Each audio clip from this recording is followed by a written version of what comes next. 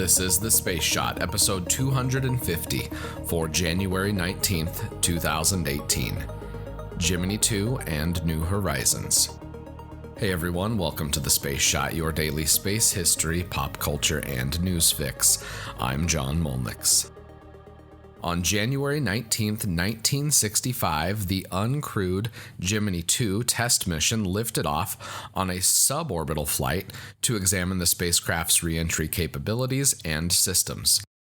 After months of delays that included an instance where the rocket had to be dismantled due to threats from hurricanes, liftoff finally took place just after 9 a.m. Eastern Standard Time.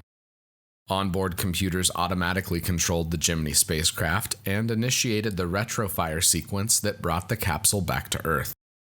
Just 18 minutes and 16 seconds after launch, Gemini 2 splashed down, completing the mission, even though there were some issues with systems on board the spacecraft. The uncrewed Gemini flights paved the way for the first human Gemini flight in March of 1965.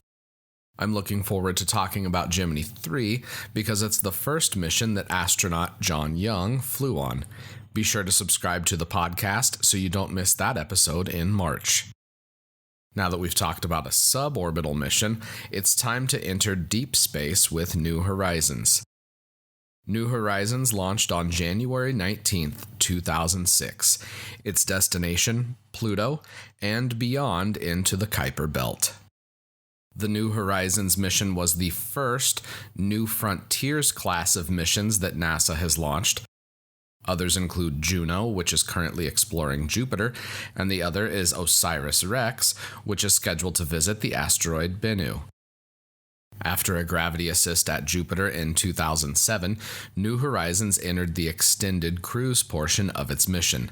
Almost a decade passed from launch to Pluto flyby.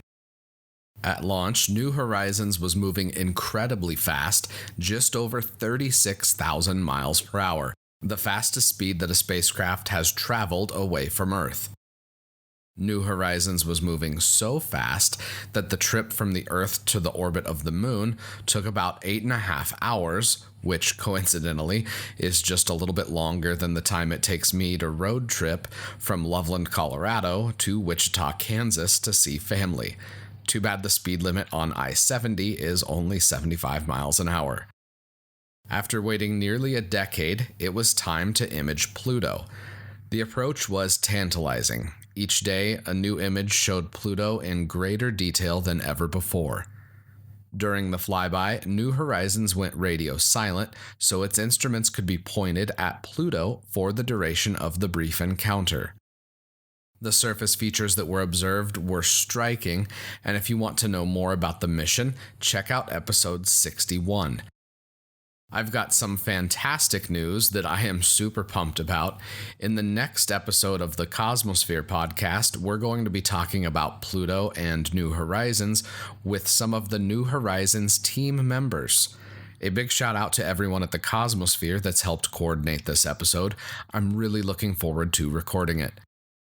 Make sure you subscribe to the Space Shot and the Cosmosphere podcast so you can learn more about the New Horizons mission here in the next few weeks. Today is the 250th episode of the Space Shot. I'm grateful to have all of you here with me on this journey. We have listeners in every state in the United States and in 40 countries spread across every continent. I still don't know about Antarctica, so let me know if you listen down at the South Pole. I hope all of you enjoy the mix of history, pop culture, and news that I bring to you every day. We are living in an incredible age for space exploration. New technologies, missions, and explorers are pushing the boundaries of human knowledge. The New Horizons mission is just one example of some of the work that's being done to push the boundaries of our understanding of our solar system. I'm looking forward to sharing the stories of these missions, especially of the people behind the spacecraft. I'm also excited to share the stories of the people who share their love of astronomy, art, exploration, and space science with the world. As we finish up the first year of the Space Shot, I'm looking to push into new horizons of my own with the podcast and the content that I create every day. thanks for coming on board. It would mean the world to me if you could leave a review for the podcast and the Cosmosphere podcast on iTunes. Reviews are the lifeblood of podcasts, so get your friends and family, anyone with an Apple device really, to leave a review for the podcasts on iTunes.